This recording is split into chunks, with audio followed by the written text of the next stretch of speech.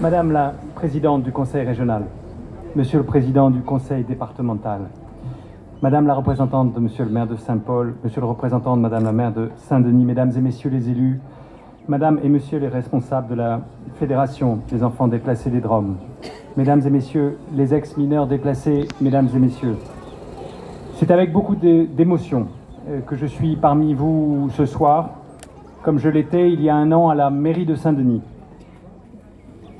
C'était pour moi, quelques mois après mon arrivée, l'occasion comme représentant de l'État de mesurer ce que l'État avait été capable de faire, certes, dans une autre époque, mais j'y reviendrai.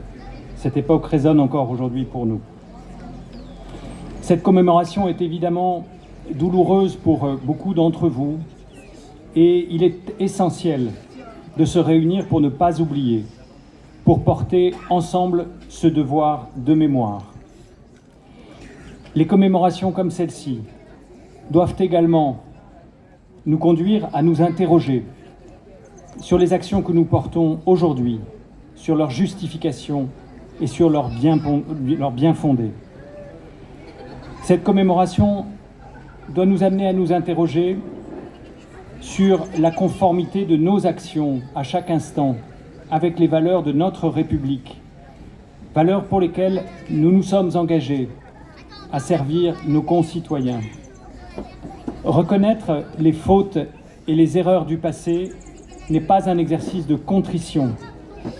Connaître l'histoire, porter sur elle un regard sévère, ce n'est pas s'enfermer dans le passé, c'est bien plutôt faire notre travail du temps présent et construire un avenir commun, serein et apaisé. Cette journée du 20 novembre, ce lieu où nous nous trouvons, la pose d'une œuvre d'art de Nelson Boyer, ce sont autant de symboles forts qui rendent ce moment d'autant plus solennel. Le 20 novembre, en effet, ça a été dit avant moi, c'est la journée internationale des droits de l'enfant. En 1959, l'Assemblée des Nations Unies avait adopté la Déclaration des droits de l'enfant, mais il fallut attendre 30 ans plus tard, en 89, pour que la Convention soit signée. Cette Convention martèle 4 principes fondamentaux concernant les enfants.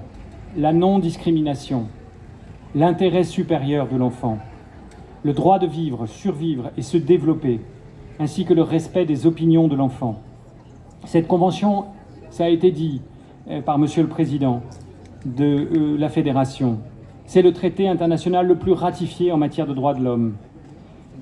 Elle définit une liste de droits de l'enfant qui comprend le droit à la vie, à la santé, à l'éducation, le droit de jouer, le droit à une vie de famille, à être protégé de la violence et de la discrimination, à faire entendre sa voix.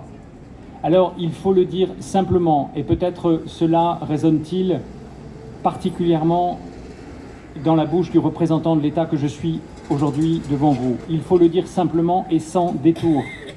Ce qu'on appelle l'histoire des enfants dits de la Creuse, votre histoire, notre histoire, a été une violation de tous ces principes.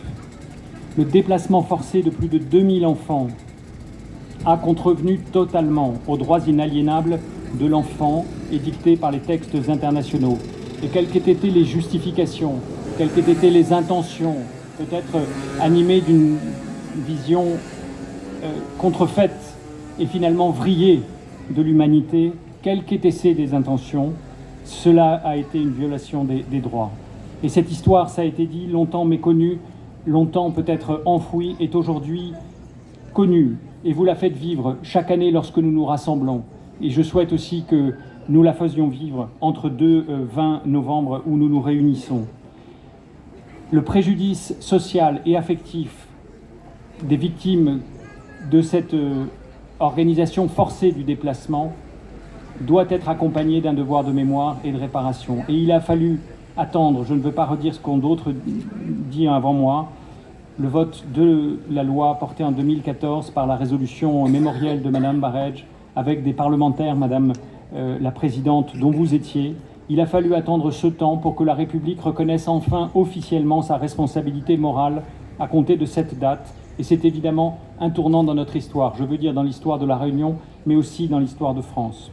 Cette reconnaissance, vous le savez, a été confirmée 3 ans plus tard par le président de la République, qui a reconnu, comme je le fais ce soir, une faute de l'État qui a aggravé dans bien des cas la détresse des enfants qu'elle souhaitait aider. Alors cette année, l'UNICEF consacre la journée des droits de l'enfant aux droits des enfants des territoires ultramarins. Et cela fait évidemment un écho particulier à notre rassemblement ce soir. Je veux enfin saluer l'œuvre qui va être inaugurée à l'instant, ça a été dit aussi. L'artiste Nelson Boyer est quelqu'un qui a, dans le travail mémoriel que la culture peut apporter à l'histoire, déjà posé quelques premières pierres.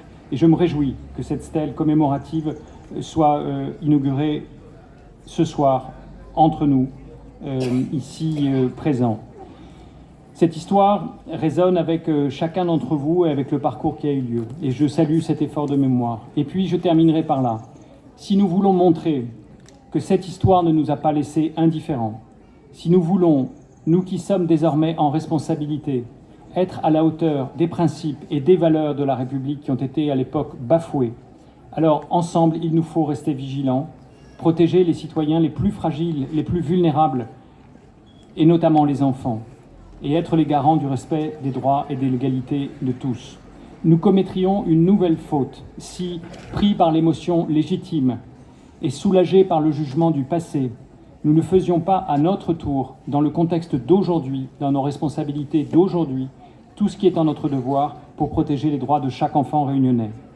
Le droit à la santé, en luttant contre les inégalités de destin liées aux difficultés d'accès aux soins. Le droit à l'éducation, en construisant une école encore plus inclusive à l'égard notamment des enfants à handicap. Le droit au logement, en rattrapant le déficit de logement qui frappe notre île. Et puis le droit au bonheur, en permettant aux familles les plus pauvres et à toutes les familles de vivre dans la dignité. Si nous relevons aujourd'hui ensemble ces défis, alors nous aurons montré que nous avons tiré les leçons du passé. Je vous remercie.